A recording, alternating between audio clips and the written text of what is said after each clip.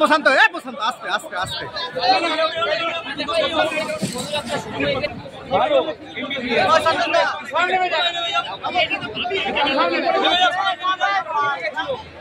করে দিয়েছি।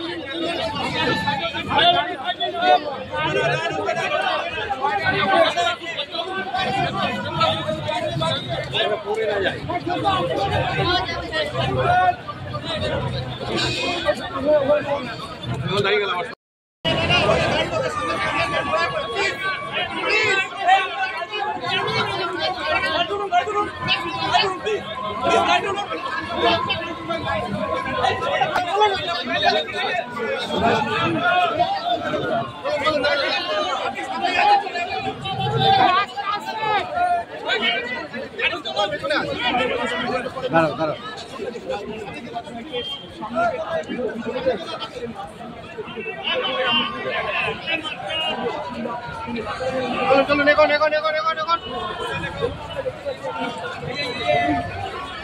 আপনার হাতটা হটান তিনি মালদা শহর অর্থাৎ ইংরেজ বাজার শহরে হেঁটে আসছেন গৌর রোড এলাকার উপর দিয়ে তিনি হেঁটে আসছেন।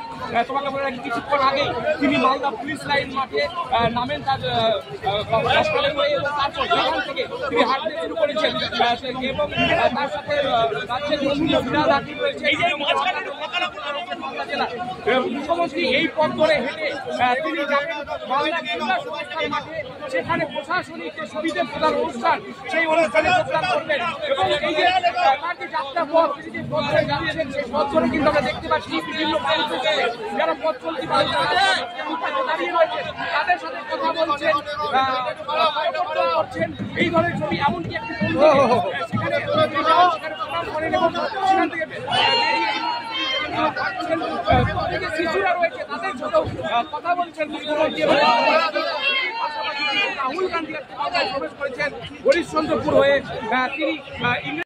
আজকে এই জেলা থেকে আমি কিন্তু রাজনীতি করার জন্য কম আসি, ভোটের সময় আসি, কিন্তু অনেক দল আছে ইলেকশন আসলেই কোকিলের মতো কুহু কুহু করে ডাক দিতে শুরু করে, দেবার বেলায় নেই আর তৃণমূলের বিরুদ্ধে অপপ্রচার করার জন্য আছে।